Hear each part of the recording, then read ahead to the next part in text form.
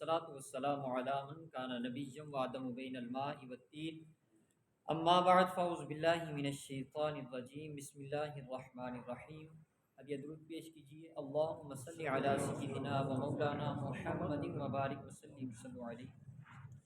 آج کا ہمارا درس قرآن سورہ بقرہ کی آیت نمبر 267 یعنی 67 سے سٹارٹ ہو رہا ہے۔ اللہ رب العزت سمجھنے کی توفیق دے۔ اس میں اللہ رب العزت فرماتے ہیں، یا ایھا الذین آمنوا، اے وہ لوگ جو ایمان لا چکے ہو، انفقوا، خرچ کرو، من طیباتی، اچھی چیزوں کو، ما کسبتم، جو زمین میں پیدا کی، ومما اخرجنا لکم من الارض، ما کسبتم، جو تم اگاتے ہو یا کماتے ہو، ومما اخرجنا لکم من الارض، اور زمین جنہیں پیدا کرتی ہے، ان چیزوں میں سے جو اچھی چیزیں ہیں وہ اللہ رب العزت کے راستے میں خرچ کرو۔ وَلَا تَيَمَّمُوا الْخَبِيثَ مِنْهُ تُنْفِقُونَ وَلَسْتُمْ بِآخِذِيهِ إِلَّا أَن تُغْمِضُوا فِيهِ، اور اللہ کی راہ میں ایسی ناکارہ اور ناقابل استعمال چیزیں صدقہ نہ کرو جس کو تم خود بھی آنکھ بند کیے بغیر لینے والے نہیں ہو۔ واللہ وَاعْلَمُوا أَنَّ اللَّهَ غَنِيٌّ حَمِيدٌ، اور یقین رکھو کہ اللہ بہت بے نیاز اور بہت تعریف کیا ہوا ہے۔ تو اس آیت میں اللہ رب العزت نے یہ حکم دیا کہ اللہ کے راستے میں اگر آپ کچھ خرچ کرنا چاہتے ہیں تو پھر اس چیز کو خرچ کریں جو آپ کی پسندیدہ ہے۔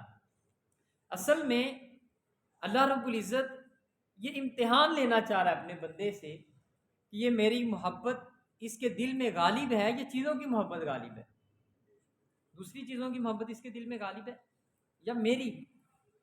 تو یہ اللہ نے اپنے بڑے بڑے نیک اور برگزیدہ بندوں سے اس طرح کے امتحان لیے۔ تو حضرت اسماعیل علیہ السلام کی داستان بھی اسی میں سے ایک ہے کہ اللہ رب العزت نے ان سے اس امتحان سے گزارا، اللہ نے اپنی راہ میں لیا نا۔ چوتھے پارے کی جو پہلی آیت ہے، لن تنالوا البر حتی تنفقوا مما تحبون، تم ہرگز نیکی کو نہیں پہنچ سکتے اس وقت تک جب تک وہ خرچ نہ کرو جسے تم پسند کرتے ہو۔ ابراہیم علیہ السلام بھی سوچ وچار کر کے اس نقطے پہ پہنچے تھے کہ میں پسند تو پھر اپنے بیٹے کو کرتا ہوں، تو وہ عشق بے پرواہ تھا، تو حضرت اسماعیل علیہ السلام کی قربانی کو پیش کرنے کے لیے چل پڑی۔ ایسے ہی یہ حدیث پاک کا مفہوم ہے، تم میں سے وہ کامل ایمان والا نہیں جو اپنے بھائی کے لیے وہ چیز پسند نہیں کرتا جو وہ اپنے لیے پسند کرتا۔ ابھی ہم نے ایک کمپین پچھلے جب سیلاب کا سیزن تھا تو اس میں چلے حیثیت کے مطابق جو بھی ہوا، لیکن کچھ ایسا بھی سامان دیتے گئے جن میں کپڑے تھے یا دیگر اشیاء جو ناقابل استعمال تھی، جو وہاں پہ جا کے، کیونکہ وہ اچھے کھاتے پیتے لوگ ہیں، وہ کوئی پیشہ ور بھکاری تو نہیں جن کی امداد یہاں پہ ہم بھیج رہے تھے، زمیندار لوگ تھے، زمینیں ان کی فصلیں تباہ ہوئی تو وہ روڈ پہ آ گئے۔ تو اب دیکھیے ایک ناقابل استعمال سوٹ ہم انہیں پکڑائیں تو یہ ان کی دل آزاری نہیں ہے، وہ کیا سمجھیں گے کہ ہمیں ہم اس حد تک پہنچ چکے ہیں کہ اب ہم پہ یہ دن آ گئے کہ ہم یہ سوٹ پہنے جنہیں کوئی پہننا پسند نہیں کرتا۔ تو اس لیے اگر اللہ رب العزت حیثیت دے تو پھر اچھا اللہ کی راستے میں خرچ کرنے کی کوشش کرنی چاہیے۔ الشیطان یعدکم الفقر ویأمرکم بالفحشاء، شیطان تم کو تنگ دستی سے ڈراتا ہے، یعنی وہ وسوسے ڈالتا ہے کہ اگر یہ کر دیا تو پھر تم تنگ دست ہو جاؤ گے، تمہاری جو آمدنی کا گراف ہے وہ نیچے چلا جائے گا۔ بالفحشاء، اور وہ تم کو بے حیائی کا حکم دیتا ہے، یعنی خرچ نہ کرنا۔ اس کا الٹ اللہ نے یہ تبیین کیا کہ یہ بے حیائی ہے۔ اس مطلب پہلے حکم دیا جو شیطان جو ہے وہ آپ کو وسوسے میں ڈالے گا، گمراہ کرنے کی کوشش کرے گا اور بے حیائی کا حکم دے گا۔ اس سے پہلے اللہ حکم دے چکے تھے کہ خرچ کرو، تو گویا خرچ کرنا اس کو حیات سے تعبیر کر دیا کہ یہ حیا ہے، اور خرچ نہ کرنے کو بھی اللہ رب العزت نے یہاں پہ بے حیائی سے تعبیر فرما دیا. واللہ یعدکم مغفرۃ منہ وفضلا، اور اللہ تم سے اپنی بخشش اور فضل کا وعدہ فرماتا ہے. واللہ واسع علیم، اور اللہ بڑی وسعت والا اور بہت جاننے والا ہے. دیکھیں یہ تقریباً کوئی ایک رکوع 1.5 رکوع مسلسل اسی سیاق و سباق کے ساتھ آ رہا ہے، خرچ کرو، اس طرح سے کرو. یہ خرچ کرنے کی جو اہمیت ہے یہاں اس کو ہم نے سمجھنا ہے کہ یہ اللہ رب العزت نے ہمارے اوپر حسب استطاعت جتنی ہمارے پاس توفیق ہے وہ اللہ رب العزت نے لازم کی ہے. تو یہ ہر مذہب میں ہی جو خرچ کرنا ہے، دوسرے کو دینا ہے، یہ ہر مذہب کی تعلیمات میں شامل ہے. جو اسلام سے پہلے تھے الہامی مذاہب ان میں بھی تھا، ابھی بھی اسلام نے اس کو پرزور طریقے سے لازم کیا. ابھی بھی کئی ایسے مذاہب ہیں جن کے اندر یہ خرچ کرنے والا تصور دوسروں کے ساتھ یہ موجود ہے. جو سکھزم ہے اس کی پیدائش اسلام کے بعد کی ہے. تو گرو نانک جو ہے وہ اس نے جو نصب العین دیا، نصب العین جو دیا اس میں بنیادی طور پہ 3 چیزیں. نمبر 1 نام جپو، یعنی کہ اللہ کا ذکر کرو، نام جپو. دوسرے نمبر پہ کرت کرو کہ رزق حلال کماؤ. اور تیسرے نمبر پہ اس نے کہا وانڈ چکھو، یعنی کہ مل جل کے کھاؤ. تو یہ جتنے بھی مذاہب ہیں ان کے ہاں یہ تصور موجود ہے، کیونکہ اس کے بغیر زندگی ممکن نہیں ہے. بعض کمزور ہوئیں گے مالی طور پہ، بعض مضبوط آئیں گے. تو وہ مساوی کرنے کے لیے، وہ کمزور طبقے کو سہارا دینے کے لیے اس بات پہ زور دیا گیا کہ ان کے ساتھ بانٹا جائے. اس کے بعد فرمایا یؤتی الحکمۃ من یشاء، وہ جسے چاہے حکمت عطا فرماتا ہے. ومن یؤت الحکمۃ، اور جسے وہ حکمت دے فقد اوتی خیرا کثیرا، تو بے شک اسے خیر کثیر دے دی گئی، اس کے لیے بھلائی ہی بھلائی ہے. وما یذکر الا اولو الالباب، اور صرف عقل والے ہی نصیحت قبول کرتے ہیں. حکمت کے حوالے سے حضور نبی رحمت صلی اللہ علیہ وسلم کی بے شمار احادیث ہیں جن کے اندر آقا کریم علیہ الصلوۃ والسلام نے حکمت کی اہمیت پر زور دیا اور فرمایا کہ حکمت جو ہے یہ مومن کی کھوئی ہوئی چیز ہے، میراث ہے مومن کی گم شدہ. تو جہاں سے بھی حکمت ملے اسے پالو. جیسے وہ حدیث پاک ہے نا کہ شیطان آتا تھا مال غنیمت، حضرت ابو ہریرہ رضی اللہ تعالیٰ عنہ مقرر تھے سامان کی، مال غنیمت بیت المال کی حفاظت پر. تو شیطان آتا تھا انسانی شکل میں چوری کرنے کے لیے، تو حضرت ابو ہریرہ پکڑ لیتے تھے، پھر وہ منت سماجت کرتا تھا وہ چھوڑ دیتے تھے. دوسرے دن پھر آیا، پھر پکڑ لیا کہ تجھے حضور علیہ السلام کی بارگاہ میں پیش کرنا ہے، تو پھر منت سماجت کی. تیسرے دن پھر آ گیا، پھر پکڑ لیا اور کہا کہ اب حضرت ابو ہریرہ نے کہ اب نہیں چھوڑنا. تیسری دفعہ تم آ گئے، اب نہیں چھوڑنے دینا. یہاں سے پہلے تو یہ سمجھ لیں کہ صحابہ کرام کے اندر رحم دلی یہ ہے کہ وہ منت سماجت کی تو چھوڑ دیا، چلو اس کی جو عیب ہے اس کے اوپر پردہ رہے. دوسرے دن بھی منت سماجت کی تو چھوڑ دیا. یہ ہے دل صحابہ کرام نے، کہ جن کے متعلق اللہ نے فرمایا کہ ان کے دل دنیا کے تمام دلوں سے زیادہ پاک اور پاکیزہ ہیں. اب ان پہ تانو تشریح کیسے کر سکتے. اب تیسرے دن جب حضرت ابو ہریرہ رضی اللہ تعالیٰ عنہ نے پکڑا، اب نہیں چھوڑنا، بس 2 موقع دے دیا، آج تیسری دفعہ نہیں چھوڑوں گا. تو وہ کہنے لگا شیطان کیا ابو ہریرہ آج مجھے چھوڑ دو، لیکن میں ایک بات بتاتا ہوں، اس پہ عمل کریں، آپ کے سامان کی حفاظت اللہ فرمائے گا، چور نہیں آئے گا، یہ سامان چوری نہیں ہوگا. تو فرمایا کہ بتاؤ. تو شیطان کہنے لگا کہ آپ رات کے اوقات میں آیت الکرسی پڑھا کریں، اللہ رب العزت کی حفاظت میں چلے جائیں گے. تو چھوڑ دیا، یہ ایک پرانی نسخہ بتا دیا اس نے، تو چھوڑ دیا. صبح حضور علیہ السلام کی بارگاہ میں حاضر ہوئے تو آپ حضرت ابو ہریرہ رضی اللہ تعالیٰ عنہ کو دیکھ رہے تھے اور مسکرا رہے تھے. پھر پوچھا کہ ابو ہریرہ چور کا کیا کیا؟ تو عرض کی کہ یا رسول اللہ صلی اللہ علیہ وسلم وہ بس آ گیا منت سماجت میں، اور جاتے ہوئے ایک نسخہ بھی دے گیا، آیت الکرسی پڑھیے رات کو، آپ کے مال کی حفاظت اللہ فرمائے گا، چوری نہیں ہوگا۔ تو آپ نے فرمایا کہ تھا تو وہ شیطان، لیکن بات تمہیں اچھی بتا کے، بات یہ ہے کہ حکمت جو ہے وہ مومن کی کھوئی ہوئی چیز ہے، میراث ہے، جہاں سے بھی ملے، یعنی جو اچھائی مل رہی ہے اس کو لیتے۔ اب ایک بات اہم جو ہمارے اس معاشرے کا المیہ ہے وہ یہ کہ جب سے یہ سوشل میڈیا والی بیماری آئی تب سے ہر دوسرا بندہ آ کے دین سمجھانا شروع ہو گیا۔ یا تو تھا نا کہ پہلے پڑھا جاتا، سمجھا جاتا، کوشش کی جاتی، بس ہر ایک نے جو سمجھا دین کو وہ آ کے بیان کرنا شروع کر دیا، اب لوگ وہاں سے سن رہے اور پھر وہی کہتے ہیں کہ یہ ٹھیک ہے، اب جو بھی عقل میں آ گیا ٹھیک ہے، عقل کو پریورٹی بنا دیا، پہلی ترجیح عقل کو بنا دیا کہ جو ہمیں سمجھ آ رہا ہے ہم اسی پہ عمل کریں گے۔ اب دیکھیں، اور ہمارا حال یہ کہ ہم ان کے پیچھے چل پڑتے ہیں۔ کبھی ایسا ہوا، کبھی ہم نے ایسا کیا ہے کہ زخم ہو، جسم کھل جائے اور ہم موچی کے پاس جائیں یہ سیدھو نہیں، وہ تو چیر پھاڑ کے رکھ دے گا مزید، اس کے پاس موٹے موٹے سوئے ہیں، تو ہم جاتے ہیں ڈاکٹر کے پاس جو ایکسپرٹ ہے اپنی فیلڈ کا، اس کے پاس کہ جناب یہ زخم ہو گیا۔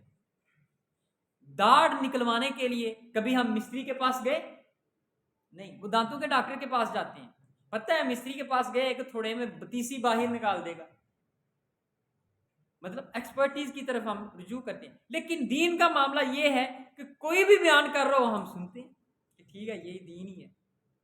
تو اس حوالے سے یہ پہلے جان لینا لازم ہے کہ یہ واقعی ہی اس قابل ہے کہ اسے دین کا علم لیا جائے، یہ مطلب ایک ضرورت کی وقت کی ایک اہم ضرورت بن چکا ہے۔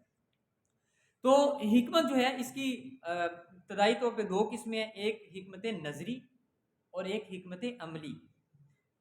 حکمت نظری کے حوالے سے کہا کہ بشری طاقت کے مطابق حقائق اشیاء کا اس طرح علم ہو جس طرح وہ اشیاء واقع میں ہیں، یعنی کہ وہ اس طرح چیزوں کو دیکھ رہا ہو جیسے وہ حقیقت میں ہے، یہ حکمت نظری ہے۔ مثلا کبھی کبھی ایسا محسوس ہوتا ہے سڑک پہ جاتے ہوئے دھوپ میں، گرمی کی، کہ سڑک کے اوپر پانی جا رہا ہے، ایسا محسوس ہوتا ہے کبھی کبھی، لیکن ہمیں پتہ ہوتا ہے کہ پانی نہیں، یہ لو چل رہی ہے تو وہ ایسا محسوس ہو رہا ہے کہ پانی ہے۔ گاڑی میں جا رہے ہوتے ہیں تو محسوس ہو رہا ہوتا ہے زمین یوں گھوم رہی ہے، لیکن ہمیں پتہ ہوتا ہے یہ ہم تیز جا رہے ہیں اس وجہ سے ایسا محسوس ہو رہا ہے۔ اب دھند ہوتی ہے تو ایسے لگتا ہے کہ جیسے آگے جو ہے وہ ہمیں نظر نہیں آئے گا، جب ہم یہاں پہنچ جائیں گے، اس کے اندر پہنچ جائیں گے تو نظر نہیں آئے گا، کیونکہ یہ، لیکن جب جیسے جیسے جاتے ہیں ویسے ویسے نظر آتا جاتا ہے، جب حد نظر کچھ نہ کچھ ہو تو ایسے یہ وہ حکمت ہوتی ہے، یہ حکمت نظری ہے۔ اور حکمت عملی دوسری ہوتی ہے۔ حکمت عملی وہ ہے کہ اللہ رب العزت کی جو منشا ہے، جو چاہت ہے کہ بندہ یہ کرے، جب بندہ مومن وہ کرنا شروع کر دیتا ہے تو گویا وہ حکمت پر ہوتا ہے، وہ حکمت پر ہوتا ہے۔ تو اس لیے حضرت لقمان نے اپنے بیٹے کو نصیحت فرمائی، قرآن مجید میں ہے کافی کہ لا تشریک باللہ، اللہ کے ساتھ شریک نہیں ٹھہرانا۔ اس کے علاوہ ان نصیحتوں میں سے ایک نصیحت یہ فرمائی کہ علماء کی مجالس کو لازم رکھو، اور حکماء کا، یعنی جو لوگ حکمت پہ عبور رکھتے ہیں، وہ پھکیوں والا حکیم نہیں، جو معاملات کو سمجھتا ہے، اور حکماء کا کلام سنو، کیونکہ اللہ تعالیٰ نے حکمت کے نور سے مردہ دلوں کو اس طرح زندہ فرما دیا ہے جس طرح مردہ زمین پر تیز بارش آئے تو وہ زندہ ہو جاتی ہے۔ تو یہ حکماء یعنی جو صاحب حکمت لوگ ہیں، ان جن پر اللہ رب العزت نے حکمت اتاری، جن کو حکمت دے دی، تو گویا ان کے اوپر تو فضل عظیم ہے۔ اس کے بعد فرمایا وما انفقتم من نفقۃ او نذرتم من نذر فإن اللہ یعلم وما للظالمین من انصار، اور جو کچھ تم خرچ کرتے ہو اور جو تم نظر مانتے ہو، یعنی کہ بعض دفعہ نظر مان لی جاتی ہے کہ اگر یہ میرا کام ہو تو میں اللہ کے راستے میں یہ چیز جو ہے وہ پیش کروں گا، تو بے شک اللہ اس نظر کو جاننے والا ہے جو مان رہے ہو. وما للظالمین من انصار، اور ظالموں کا کوئی مددگار نہیں ہوگا. ان تم تو صدقات فنعما ہی، اگر تم اعلانیہ صدقہ دو تو یہ بھی بہتر ہے. وَإِن تُخْفُوهَا وَتُؤْتُوهَا الْفُقَرَاءَ فَهُوَ خَيْرٌ لَكُمْ، اور اگر تم ان کو مخفی رکھو اور فقراء کو دو تو وہ تمہارے لیے زیادہ بہتر ہے. یعنی اگر اعلانیہ بھی دے رہے ہیں، جیسے مسجد کے لیے اعلان ہے یا مسجد کے لیے جمع کیے جا رہے ہیں، کوئی دے رہا ہے اعلانیہ طور پہ ہے، اس کے پیچھے مقصد ترغیب ہے، تو اس میں بھی نہیں. لیکن اگر اس اعلانیہ دینے سے جو مقصد ہے وہ خود نمائی ہو، یا یہ میں محسوس کروانا ہو کہ میں سخی ہوں، یا یہ کہ میری کوئی دھاک بنے، تو پھر وہ اعلانیہ قابل قبول نہیں. مثال کے طور پہ کوئی نیاز بناتا ہے، کھانا پکاتا ہے، اور وہ اعلانیہ کہہ دیتا ہے جی آ کے کھا لیں. اعلانیہ طور پہ کہتا ہے کہ رات کا کھانا میرے پاس کھا لیں، تو یہ صدقہ تو ہو رہا ہے، اعلانیہ ہی ہو رہا ہے. اس طرح کے اعلانیہ صدقہ ہونے میں کوئی مسئلہ، کوئی حرج نہیں ہے. کوئی سفید پوش ہے، کوئی سفید پوش آدمی ہے، اور آپ کو یہ پتہ چل گیا ہے کہ اس کے حالات خراب ہیں، وہاں پہ اب اعلانیہ کام ختم ہو گیا. وہاں پہ اب آپ کا معاملہ جو ہے وہ بالخصوص آپ کے اور اللہ کے درمیان ہونا چاہیے، یا وہ جس کے ساتھ آپ یہ نیکی کرنے جا رہے ہیں. تو یہاں پہ کسی اور کو خبر نہ ہو. وَيُكَفِّرُ عَنْكُمْ مِنْ سَيِّئَاتِكُمْ، یہ صدقہ کرنا تمہارے گناہوں کو مٹاتا ہے اور تمہارے برے کاموں کو.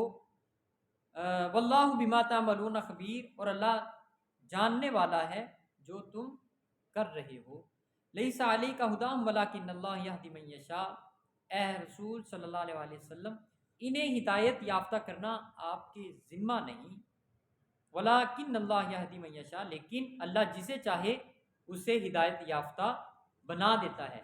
یعنی یہاں پہ حضور علیہ الصلوۃ والسلام کو تسلی دی کہ اے نبی محترم صلی اللہ علیہ وسلم، آپ کے اوپر یہ اللہ نے لازم نہیں کیا کہ آپ ان کو لازمی ہدایت یافتہ بنائیں. آپ کا کام جو ہے، آپ کے جو فرائض منصبی ہیں، وہ یہ ہے کہ اللہ کا پیغام ان تک پہنچا دینا. وہ آپ اپنا کام کر دیا. لعلک باخع نفسک الا یکونوا مؤمنین، حضور صلی اللہ علیہ وسلم نے متعلق فرمایا کہ حبیب آپ کا جگر پگھل جائے گا، جتنا غم کر رہے ہیں کہ یہ لوگ کلمہ کیوں نہیں پڑھ رہے ہیں. تو یہ حضور علیہ الصلوۃ والسلام کو اللہ رب العزت نے تسلی عطا فرمائی. وما تنفقوا من خیر فلانفسکم، اور جو تم اچھی چیز خرچ کرتے ہو سو وہ تمہارے لیے، تمہارے نفع کے لیے ہے. وما تنفقون الا ابتغاء وجہ اللہ، اور تم صرف اللہ کی رضا جوئی کے لیے خرچ کرتے رہو. وما تنفقوا من خیر یوفى الیکم وانتم لا تظلمون، اور جو تم اچھی چیز اللہ کی راہ میں خرچ کرو گے ان کا تم کو پورا اجر دیا جائے گا. وانتم لا تظلمون، اور تم پر کوئی ظلم نہیں کیا جائے گا. للفقراء الذین احصروا فی سبیل اللہ لا یستطیعون ضربا فی الارض، یہ خیرات ان فقراء کا حق ہے جو خود کو اللہ کی راہ میں وقف کیے ہوئے ہوں، اس میں شدت اشتغال کی وجہ سے زمین میں سفر کی طاقت نہیں رکھتے. یعنی جو اللہ کو خود کو اللہ کے لیے وقف کیے ہوئے ہیں. یحسبهم الجاہل اغنیاء من التعفف، نا واقف شخص ان کے سوال نہ کرنے کی وجہ سے ان کو خوشحال سمجھتا ہے. یعنی جس کو پتہ نہیں وہ سمجھتا ہے کہ شاید یہ خوشحالی میں ہیں. تعرفهم بسیماہم، تم ان میں بھوک کے آثار دیکھ کر ان کو صورت سے پہچان لو. یعنی یہ دیکھیں مطلب قرآنی تعلیمات کس انداز میں حضور علیہ الصلوۃ والسلام تک پہنچی اور انہوں نے آگے پہنچائی. یعنی حضور علیہ الصلوۃ والسلام کا آگے پہنچا دینا اس انداز میں ہے جیسے کوئی باپ بیٹے کو بھی نہیں اس طرح بتاتا یہ کرنا ہے، یہ کرنا ہے، یہ کرنا ہے. اب اللہ تو کئی ماؤں سے بھی زیادہ پیار کرنے والا ہے، تو وہ بھی ایک ایک چیز سے سمجھا رہا ہے، بلکہ گول کے دماغ میں ڈال دیا اللہ رب العزت نے کہ کچھ ایسے بھی لوگ پھر رہے ہوں گے کہ جن کو تم سمجھ رہے ہوگے کہ یہ شاید خوشحال ہیں. فرمایا ان کے چہرے پڑھ کے حساب لگانا کہ یہ کہیں بھوکے تو نہیں، تو پھر ان کو کھلانا۔ لکھنا نہیں آتا تو میری جان پڑھا کر، ہو جائے گی مشکل تیری آسان پڑھا کر۔ پڑھنے کو میسر نہیں تجھ کو کتابیں، تو چہروں پہ لکھے درد کے عنوان پڑھا کر۔ مطلب یہ بھی ایک پڑھنے کی چیز ہے، یہ چہرے بھی کتابیں ہیں، یہ بھی ایک پڑھنا حکمت ہے۔ لا یسألون، جو مزاج شناس حکیم ہوا کرتے تھے، اب تو خیر مر کھپ گئے، ان کی ہڈیاں گل گئی ہوں گی۔ ایک ہوتا ہے نبض شناس حکیم، وہ نبض پکڑ کے بیماری کو بتاتا ہے آپ کو یہ مسئلہ تھا یا ہے۔ ایک ہوتا ہے مزاج شناس حکیم، اس کو نبض بھی پکڑنے کی ضرورت نہیں ہوتی، وہ چہرہ دیکھ کے بتاتا ہے کہ آپ کو یہ مسئلہ ہے، چہرہ دیکھ کے ہی بتا دیتا ہے کہ آپ کو یہ مسئلہ ہے۔ بہرحال یہ حکمت اب ماضی کی بات ہو گئی ہے، جو ہوا کرتے تھے۔ اس کے بعد فرمایا لا یسألون الناس الحافا، وہ لوگوں سے گڑ گڑا کر سوال نہیں کرتے۔ وما تنفقوا من خیر فإن اللہ بہ علیم، اور تم جو اچھی چیز بھی اللہ کی راہ میں خرچ کرتے ہو، بے شک اللہ اس کو خوب جاننے والا ہے۔ تو یہ بڑی تفصیل کے ساتھ بتا دیا کہ وہ گڑ گڑاتے نہیں ہیں، چپ کر کے وہ پھر رہے ہوتے ہیں، لیکن پیٹ میں بھوک لیے ہوئے ہوتے ہیں، پیٹ میں ان کے بھوک ہوتی ہے۔ تو فرمایا کہ ان کا خیال رکھنا ہے، ان کے چہروں سے، ان کے چہرے پڑھ کے یہ اندازہ لگانا ہے۔ یہ بہرحال کوشش ہمیں کرنی چاہیے کہ ہم یہ باتیں سمجھیں، کوشش کریں۔ آج کل تو جو ہمارا برہمی کا دور ہے، مطلب جو کیپٹلزم ہے، چند ہاتھوں میں ارتکاز دولت، یعنی دولت کا محدود ہو جانا۔ انہوں نے بچہ یا بچی جو کام کے لیے رکھی ہے، سر وہ یہاں کھڑی ہے، ٹھیک ہے، اور وہ ٹیبل پہ بیٹھ کے کھانا کھا رہے ہیں، اور وہاں وہ ان کے بچے کو پکڑ کے، وہ بچی یا بچہ جو ملازم یا ملازمہ رکھی ہے، وہ اس کو کھلا رہی ہے تاکہ وہ آسانی سے کھانا کھا لے۔ تو پھر بچ گیا تو اس کو دے دیا، نہیں بچا تو نہیں۔ تو یہ روش جو ہے یہ اسلام کی نظر میں بڑی ناپسندیدہ ہے۔ ایسے ہی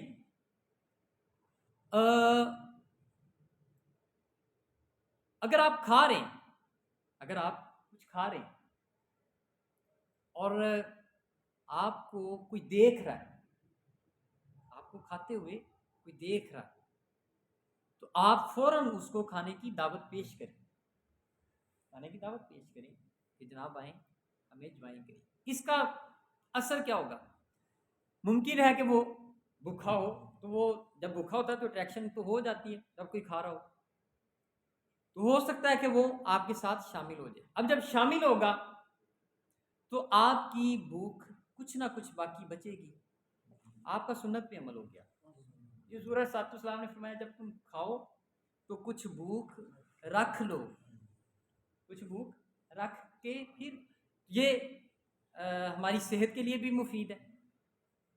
اب جب ہم برڈن ڈالتے ہیں معدے کے اوپر تو وہ بھی ڈسٹرب ہوتا ہے، تو جب بھوک رہتی ہے تو وہ اس کے لیے بھی آسانی ہوتی ہے اور چیز زیادہ لگتی ہے۔ یہ تو سائنسی طور پہ بھی ثابت ہو چکا، جب آپ ضرورت سے زیادہ کیلوریز لیتے ہیں، ٹھیک ہے، ایک جتنی لمٹ تھی، اس کے بعد آپ جب کھانا شروع کرتے ہیں وہ کیلوریز تباہ ہونا شروع ہو جاتی ہیں، یعنی ہم سمجھ رہے ہیں کہ ہم زیادہ کھا رہے ہیں، وہ اصل میں اندر جا کے وہ جو افادیت تھی وہ بھی ختم ہونا شروع ہو جاتی ہے زیادہ کھانے۔ بہرحال اللہ رب العزت کی بارگاہ میں دعا ہے کہ اللہ میں یہ چیزیں سمجھنے کی توفیق دے، اور جو ہم نہیں سمجھ سکے اللہ وہ بھی سمجھ عطا فرمائے۔ وما توفیق